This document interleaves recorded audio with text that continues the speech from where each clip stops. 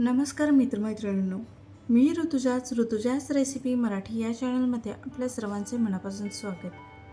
आपल्या घरातील किचन कितीही स्वच्छ असलं तरी एक समस्या जवळपास प्रत्येक घरात येते आणि ती म्हणजे किचन सिंक ब्लॉक होणे. पाणी हळूहळू खाली जाणे, सिंकमधून दुर्गंधी येणे आणि भांडी धुताना पाणी वर साचणे, हे सगळं खूप त्रासदायक असते.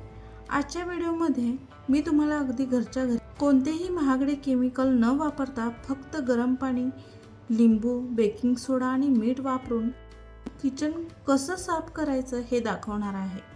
हा उपाय सोपा आहे, स्वस्त आहे आणि खूप प्रभावी सुद्धा आहे. तर व्हिडिओ शेवटपर्यंत नक्की पहा. त्याआधी तुम्ही चॅनलवर नवीन असाल तर चॅनलला सबस्क्राईब करायला विसरू नका. बेसिनमध्ये भांडी घासताना अनेकदा उरलेले खरकट सिंकमध्ये अडकते, ज्यामुळे सिंकमध्ये कोणतेही काम करणं अवघड होऊन जातं. यामुळे सिंकमध्ये खूप वेळा पाणी तुंबून राहते. अशाने किचनमध्ये दुर्गंधी जाणवू लागते. जर तुमच्या स्वयंपाकघरातील सिंक वारंवार जाम होत असेल किंवा त्यातून दुर्गंधी येत असेल तर घाबरून जाण्याची गरज नाही, कारण हा व्हिडिओ तुमच्यासाठी आहे. मी आज तुम्हाला आजच्या व्हिडिओमध्ये ही सोपी ट्रिक वापरून दाखवणार आहे. चला तर मग वेळ न घालवता सुरुवात करूया.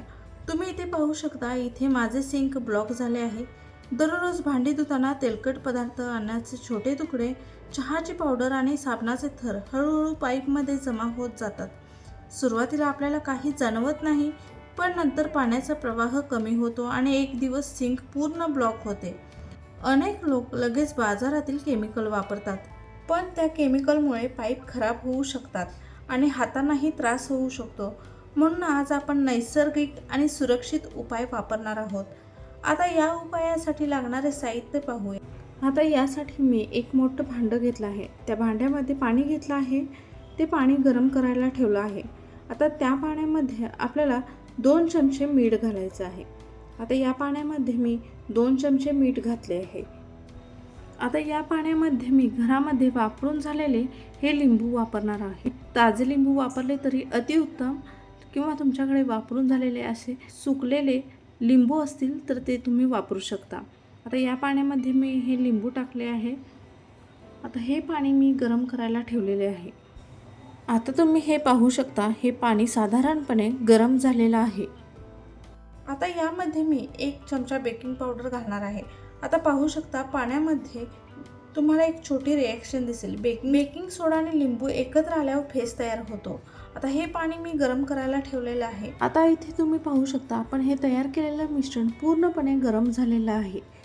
आता हे पाणी मी ब्लॉक झालेल्या माझ्या सिंकमध्ये ओतणार आहे.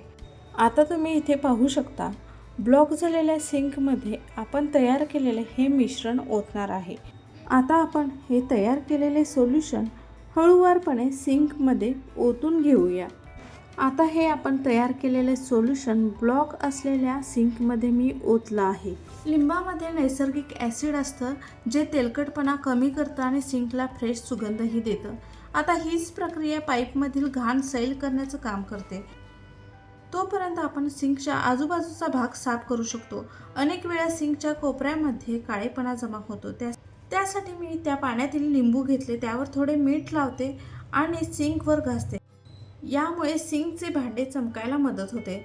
जर तुमचे सिंक खूप तेलकट असेल तर हा उपाय नक्की करून बघा, खूप छान परिणाम दिसतात. आता मी जे गरम पाणी ओतले आहे त्यामुळे पाईपमध्ये जमा झालेले तेल वितळायला मदत होते. आता इथे तुम्ही पाहू शकता, सिंक पूर्णपणे ब्लॉक होते तर लगेच पाण्याचा प्रवाह सुधारलेला दिसेल आणि दुर्गंधही कमी होईल. जर ब्लॉकेज खूप जुना असेल तर हा उपाय 2 ते 3 वेळा करावा लागू शकतो. आता तुम्ही इथे पाहू शकता, पाणी पूर्णपणे निघून गेले आहे.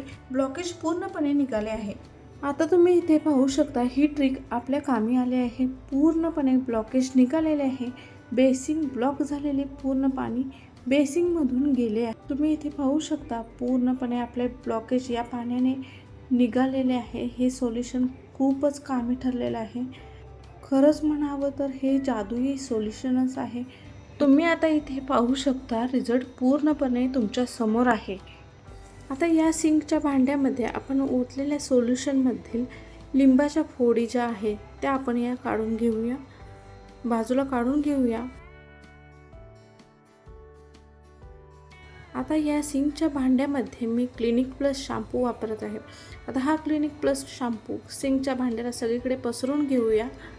आता तुम्ही इथे पाहू शकता या सिंकच्या भांड्यावर मी हा क्लिनिक प्लस शॅम्पू व्यवस्थितपणे पसरून घेतलेला आहे. आता इथे मी एक स्क्रबर घेते, त्या स्क्रबरवर क्लिनिक प्लस शॅम्पू घेते आणि आता ह्या स्क्रबरवर शॅम्पू घेतल्यानंतर हलक्या हाताने आपल्याला सिंकच्या भांड्यावर स्क्रब करून घ्यायचं आहे. आता इथे तुम्ही पाहू शकता हे सिंकचे भांडे मी पूर्णपणे स्क्रब करून घेतलेले आहे.